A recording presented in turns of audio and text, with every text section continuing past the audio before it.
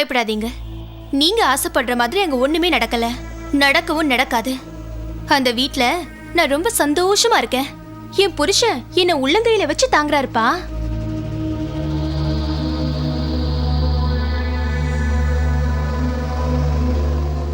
என் மேல இருக்கிற வைத்தறிச்சல்ல என் புருஷனை பத்தி கண்டவங்க கண்ட விதமா பேசினா அதெல்லாம் நீங்க நம்பிடுவீங்களாப்பா?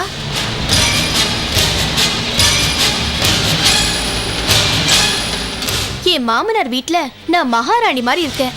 அந்த வீட்ல என்ன ஒரு வேலை கூட செய்ய விடுறதில்ல தெரியுமா? நான் கூப்பிட்ட ஓடி வர்றதுக்கு 10 வேலைக்காரங்க இருக்காங்க தெரியுமா?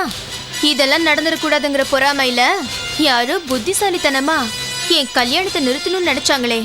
இனிமேலாவது அவங்க புரிஞ்சுக்கிட்டா சரி. என்ன சந்தியா, ஏம்மா இப்படி பேசுற? நீ சந்தோஷமா இருக்கணும், அவ்வளவுதான் எங்களுக்கு வேணும். கல்யாணம் ஆகி போன புதுசுல எல்லாருமே நல்லவங்களா இருக்கலாம், எல்லாமே நல்லபடி போற மாதிரி இருக்கலாம். ஆனா அது உனக்கு வாழ்நாள் ஃபுல்லா இருந்துச்சுன்னா அதுல எங்களுக்கு தானேம்மா சந்தோஷம். பரவாயில்லையே, மனசுல விஷம் இருந்தாலும் வார்த்தையில தேன் தடவி பேசுறீங்க. சந்தியா, தெரியும், எனக்கு எல்லாம் தெரியும்பா. இங்க பாருங்க, நீங்க சந்தோஷப்படுறீங்களோ சங்கடப்படுறீங்களோ அத பத்தி எனக்கு கவலை இல்ல. இப்ப நான் இங்க வந்திருக்கிறது என்னோட பாஸ்போர்ட் எடுக்கிறதுக்காக. நெக்ஸ்ட் வீக் நானும் என் புருஷனும் ஹனிமூன் போறோம். உங்க ரேஞ்சுக்கு ஊட்டியோ கொடைக்கானலோ இல்ல, எங்க ரேஞ்சுக்கு சுவிட்சர்லாந்து போறோம்.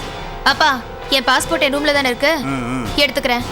ஃபாரின் போற, பத்திரமா போயிட்டு வா. ஏன் ஃபாரின்ல போய் என்ன கொலை பண்ணிடுவாங்கன்னு நினைக்கிறீங்களா? அப்படியே ஏதாவது மனசுல வச்சிருந்தீங்கன்னா தயவு செஞ்சு சொல்லிடுங்க. Sorry sorry sorry.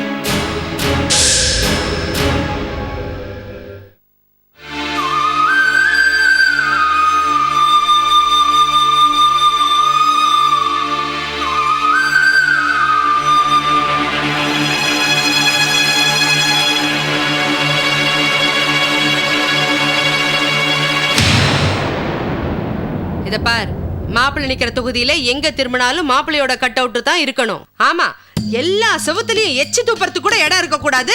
மாப்பிள்ளையோட போஸ்டர் அடிச்சு பின்னுங்கடா. ஆமா, எது பணத்தை பத்தி கவலைப்படாதீங்கடா. எவ்வளவு செலவானாலும் பரவாயில்ல, பணத்தை வாரி கொடுக்கறதுக்கு நான் இருக்கேன். எனக்கு தேவை மாப்பிள்ளை நிக்கிற தொகுதியில அவர் ஜெயிக்கணும், அவ்வளவுதான். வெய் சொல்றேன்னு தப்பா நினைச்சுக்காதீங்க.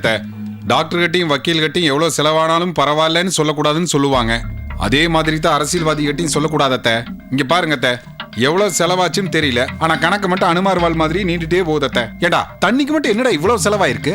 விடுங்க மாப்பிள்ள, விடுங்க விடுங்க, இதெல்லாம் கண்டுக்காதீங்க. இத பாருப்பா, அடுத்தவங்களுக்கும் செலவு பண்றதுக்கு பணத்தை கொடு, நீ மட்டுமே வாரி சுருட்டிக்காத, புரியுதா? வீட்டு போய் அப்படியெல்லாம் செய்வேனா மேடம்? சும்மா ஓவரா வாசிக்காத. ஆமா, இன்னைக்கு கூட்டம் எங்க? மாரியம்மன் கோயில் பின்னாடின நம்ம முல்லை மல்லிகா தான் சிறப்பு பேச்சாளர். கரெக்டா தான் ஆள் செலக்ட் பண்ணிருக்கீங்க அத்தை. அவ வாயை திறந்தா சும்மா அருவி மாதிரி அப்படியே கொட்டுவாத்த. அப்படியா? ஏய், எலெக்ஷன் முடியற வரைக்கும் இனிமே எல்லா கூட்டத்திலயும் அவதான்டா பேசணும். சரிங்கண்ணா. ஆமா, கல்யாண மண்டபம் எல்லாம் புக் பண்ணிட்டியா? எதுக்குன்னு? எதுக்கா? கல்லா ஓட்டு போடுறவங்களே எங்கடா தங்க வைக்கிறது? கடைசி நேரத்துல மண்டபம் புக் பண்றப்ப முகூர்த்தம் அதுன்னு கிடைக்காம போயிட போகுது. ஓகேண்ணே. ஒரு 10-15 மண்டபத்தை புக் பண்ணி வைடா. ஓகே, நீங்க சொல்ற மாதிரி செஞ்சிரணும்.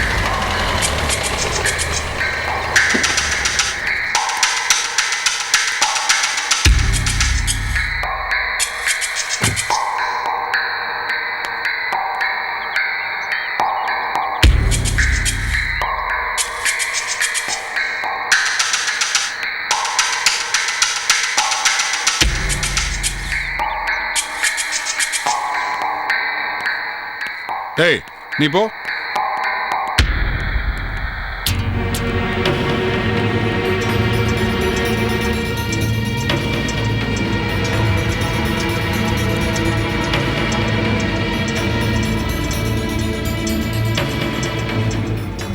வாங்க, உட்காருங்க. வாங்க ஐயா, வாங்க. சந்தியா, ஏன் தயக்கமா நின்னுட்டே இருக்கீங்க? உட்காருங்க, இது உங்க வீடு மாதிரி. உட்காருங்க. கூட யாரும் வரல போல இருக்கு. ஆமாம்மா, எல்லாரும் வேலைக்கு போயிருக்காங்க, நான் மட்டும்தான் வந்தேன். உங்க பொண்ணு கல்யாணத்துக்கு பிறகு இப்பதான் முதல்ல இந்த வீட்டுக்கு வர்றீங்க இல்ல? ஆமா, சகஜமா இருங்க, நாங்க பழசெல்லாம் எதையும் மனசுல வச்சுக்கல. என்னம்மா?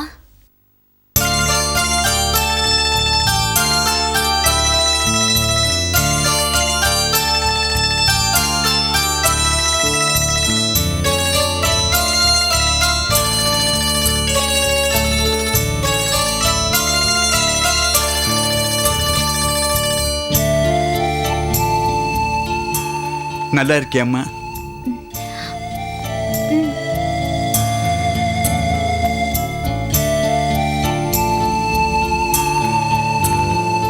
சந்தியா, நீ உன் அப்பாவை பார்த்து ஒரு வாரம் இருக்கும்.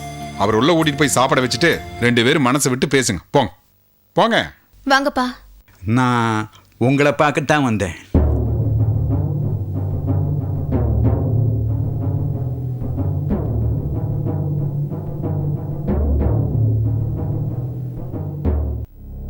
என்ன எதுக்கு பார்க்கணும்? எங்க பேச்சையும் மீறி என் பொண்ணு உங்க தம்பிய கல்யாணம் கட்டிக்கிட்டா. அதை பத்தி பேசி இனி பிரயோஜனம் இல்லை, அது முடிஞ்சு போன விஷயம். என் பொண்ணோட எதிர்காலத்துக்காக ஒரு 20 லட்சம் ரூபாய் அவ பேர்ல டெபாசிட் பண்ணியிருக்கிறேன்.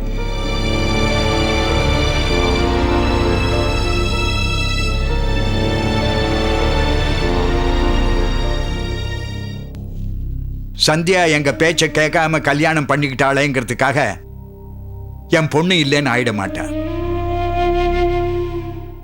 அதே மாதிரிதான் அந்த பணமும். இது அவளுக்கு சேர வேண்டிய பணம். அதுக்கான பத்திரத்தை கொடுத்துட்டு போலான்னு தான் வந்தேன்.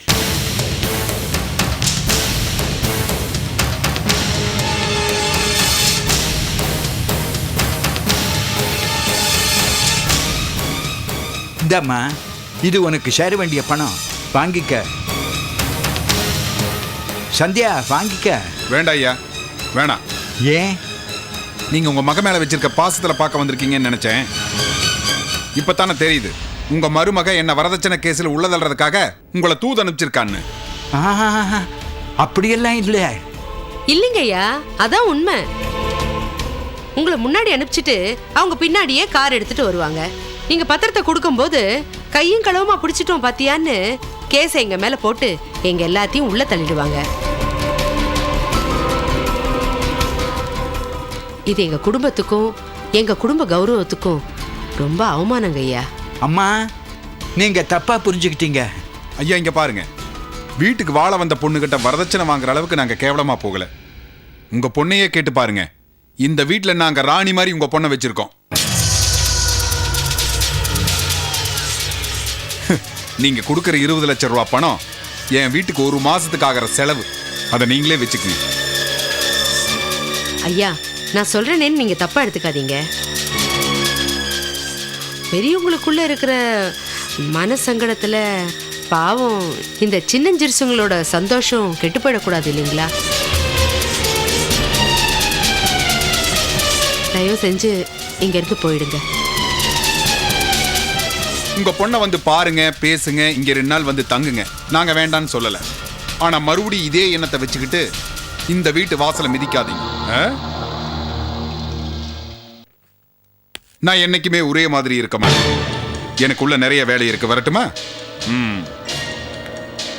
அம்மா, நான் அந்த மாதிரி எண்ணத்துல. விடுங்க விடுங்க. சந்தியா, வந்தவரை வெறும் கையோட அனுப்ப வேண்டாம், சாப்பிட வச்சு அனுப்புமா. அப்புறம் பார்க்கலாம் ஐயா.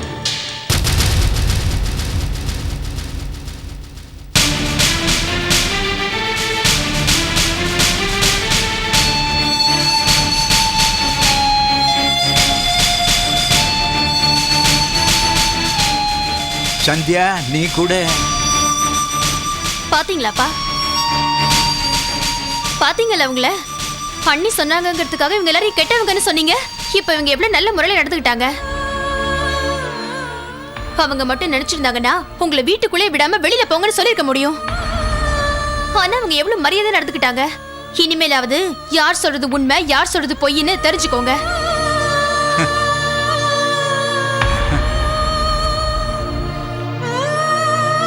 அரண்டவன் கண்ணுக்கு இருண்டதெல்லாம் பேயின்னு சொல்லுவாங்க. அம்மா, இந்த பணத்தை நான் உனக்கு வரதட்சணையா கொண்டு வரல, உனக்கு ஒரு பாதுகாப்புக்காகத்தான் கொண்டு வந்தேன். என்ன, இந்த குடும்பத்தில் வாழ போற உனக்கு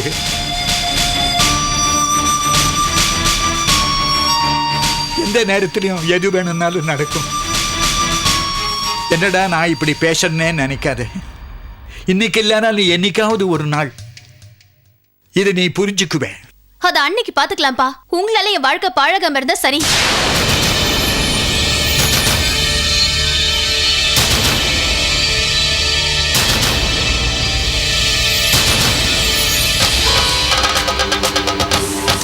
என்ன சொன்ன? என்னால உன் வாழ்க்கை பாழாயிடுமா? ஐயோ, என் உயிர் இருக்கிற வரைக்கும் அது நடக்காதுமா. நீ நல்லா இருக்கணுமா? நல்லா இருமா, நல்லா இரு.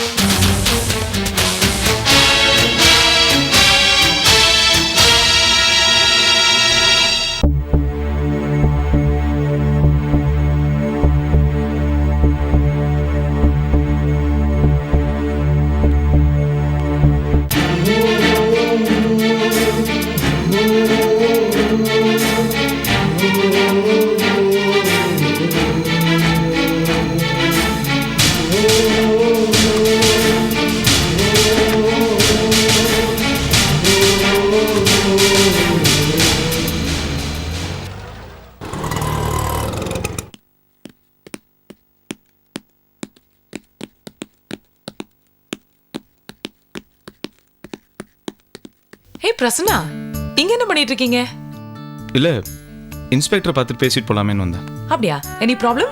இல்ல ப்ராப்ளம்லாம் ஒன்றும் இல்லை, வேலை சம்பந்தமா அவர்கிட்ட சில ரெக்கார்ட்ஸ்லாம் தேவைப்பட்டது. ஓ, எதுக்கு இங்க வெயிட் பண்றீங்க? மேல வாங்க. இல்ல இல்ல பரவாயில்ல, நீங்க கிளம்புங்க. Please come. வாங்க வாங்க பிரசன்னா. சரி. என்ன பிரசன்னா, இவ்வளவு தூரம் வந்திருக்கீங்க, என்ன பார்த்து ஒரு ஹலோ சொல்லணும்னு தோணலையா? ரொம்ப நாளாச்சு பார்த்து. இல்ல ரீசெண்டா நடந்துட்டு இருக்க இந்த சீரியல் மர்டர்ஸை பத்தி ஒரு ரிப்போர்ட் தேவைப்பட்டுச்சு, அதான் வாங்கிட்டு போலாமேன்னு வந்தேன். சோ ரம்யா எப்படி இருக்காங்க?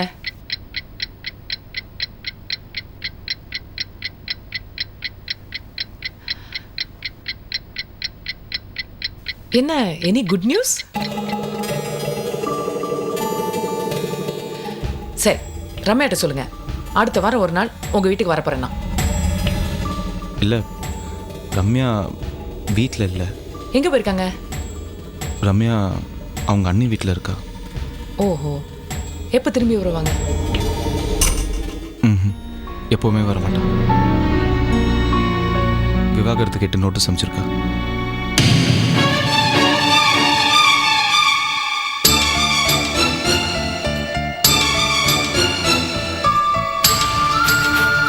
விவாகரத்தா? என்ன பிரச்சனை இது? என்ன நடந்துச்சு? நடிக்காதரி, ஏண்டி இப்படி அலையிற? உனக்கு வேற ஆம்பளையே கிடைக்கல? ஊர் உலகத்துல எவ்வளவு ஆம்பளைங்க வெட்டியா சுத்திட்டு இருக்காங்க, அவங்க யாரையாவது போய் மயக்கடி. ஏன் புருஷன் தான் உனக்கு கிடைச்சாரா? ப்ளீஸ் ரம்யா, அப்படி எல்லாம் பேசாதீங்க. பிரசன்னவ வளைச்சு போட நீ என்ன ஆட்டம் போட்டேன்னு எனக்கு தெரியும்டி. அவங்க போறதுக்குள்ள போய் மன்னிப்பு கேளு போ. நடக்கிற அசிங்கத்தை தானே சொன்னேன், இதுக்கு நான் மன்னிப்பு கேட்கணும்? என்னடி சொல்ல? இதுக்கு மேல அவங்க மூஞ்சில நான் எப்படி? ச்சே! மது மது, கல்யாணம் ஆனவர்னு தெரிஞ்சும் இன்னும் உங்களை லவ் பண்ணிட்டு இருக்கா, அப்படித்தானே? ரம்யா என்னாச்சு உனக்கு? எதுக்கு திடீர்னு இந்த மாதிரிலாம் கேள்வி கேட்டுட்டு இருக்க? நான் கேட்கறதுக்கு மட்டும் பதில் சொல்லுங்க. நீங்களும் அவளும் ஒரே லாட்ஜ்ல ஒரே ரூம்ல தங்குனீங்களா? ரம்யா முழுசா சொல்லுங்க, தங்குனீங்களா இல்லையா? சொல்லுங்க, தங்குனீங்களா இல்லையா? அப்ப தங்குனது உண்மையா? உண்மைதானே? உண்மைதானே பிரசன்னா? உண்மைதானே? ஆமா.